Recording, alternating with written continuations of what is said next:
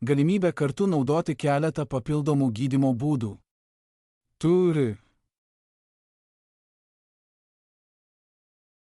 Biorezonansas, biofilijos stebėjimo priemonė, turime dažnio programinę įrangą Rife-Clark.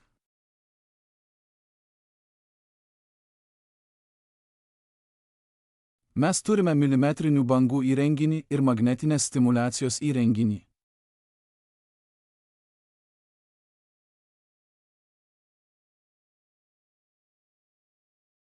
Transkranijinis.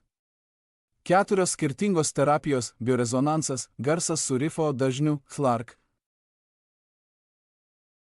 milimetrinė banga ir transskranijinė magnetinė stimuliacija. Priklausomai nuo paciento, priklausomai nuo turimos sveikatos problemos, nuo sunkumo, priklausomai nuo simptomai, turime keletą galimybių, kaip galime juos sujungti per vieną seansą.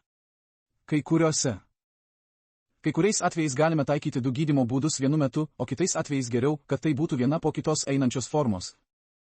Pirma viena, paskui kita. Paminėsiu keletą pavyzdžių.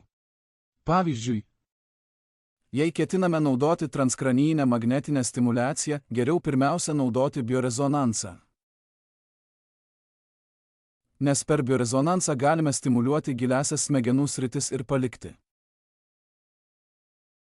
į neuroninius smegenų tinklus įvairiose venų, arterijų, smegenų kamieno dalyse.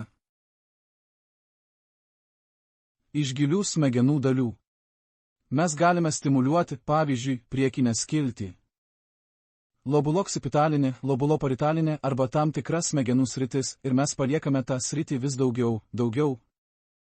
Ja pirmiausia stimuliuojame biorezonansu, o po to magnetinę stimuliaciją. Transkranijinis, mes su magnetizmu stimuliuosime neuronus esančius neokortekse ir kurie sukurti didesnį gydomąjį poveikį, nes smegenys jau yra stimuliuojamos.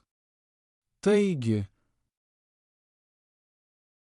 didelis transskranijinės magnetinės stimuliacijos pranašumas yra tas, kad ji gali stimuliuoti tinklus neuronų. Jei pirmiausia biorezonansu stimuliuosime gilius neuroninius tinklus, gali būti, kad transskranijinės magnetinės stimuliacijos poveikis taip pat yra gilesnis, o tai reiškia galimybę stimuliuoti ir generuoti reabilitaciją daug gilesniuose tinkluose.